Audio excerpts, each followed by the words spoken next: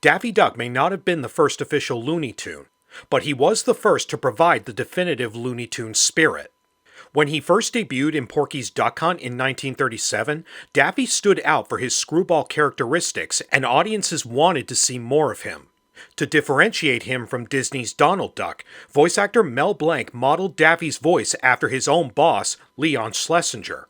The voice was then sped up to make it sound zanier. Don't let it worry you, Skipper. I'm just a crazy, darn fool duck. Over the years, from partnering with Porky, to starring in his own screwy cartoons, to becoming a self-centered diva, I don't think any other Looney Tunes character has changed more over the generations as Daffy has. In fact, of all the cartoons we've covered on this list, Daffy has appeared in more of them than any other character. And now, we've come to the one that many people consider to be Daffy's greatest. At number 2, we have Duck Amuck from 1953. For Daffy, it's just another day at the office, performing for his new cartoon. But his patience is tested because his animator is constantly screwing with him, changing the scenery and colors, messing with the sound effects, and just putting Daffy through the most troubling situations.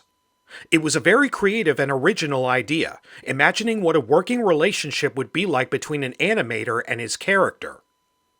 I really have to hand it to Mel Blanc. His voice goes all over the place with this cartoon, from Daffy's natural voice to high-pitched screaming. It's amazing, I don't know how he does it. All right, let's get this picture started. No! What's even more interesting is that there is no solid story. The creators just made it up as they went along.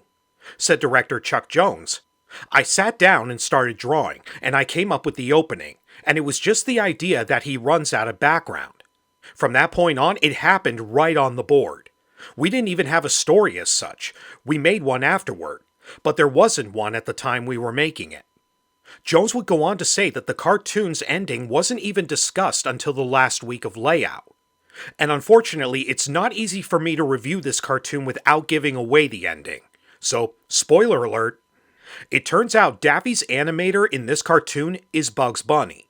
And that's the very reason that almost caused this cartoon to be cancelled. The higher-ups didn't like the idea of Bugs being the antagonist or having such little screen time. Bugs was an icon, you couldn't just give him a small throwaway role in a cartoon. But I would argue that this is not a small throwaway role. Knowing that it's Bugs messing with Daffy, I feel Bugs' presence throughout this whole short. He's controlling this world, and Daffy is just the character trying to adapt to whatever Bugs is throwing at him. The other argument the higher-ups had is the thought of Bugs being unfair to Daffy. Bugs is a hero, you can't make him the bully. But the truth is that Bugs has every right to mess with Daffy. Daffy has constantly gotten Bugs into mischief, so why not have Bugs pick on Daffy for revenge? And when you sit down and think about it, it had to be Bugs pulling the strings. There was no other option. Elmer would have been too weak of a twist, and I think Porky would have been out of character, and any other Looney Tune wouldn't have made any sense at all. Anyway, I'm glad the higher-ups eventually caved because this was a brilliant twist. Warner Brothers rehashed this premise a couple of years later with Rabbit Rampage. This time, Bugs is at the mercy of a mysterious artist. I'll leave this one a secret. Over the years, this routine has been satirized again and again. I demand to know who's behind this. I'm a bad boy.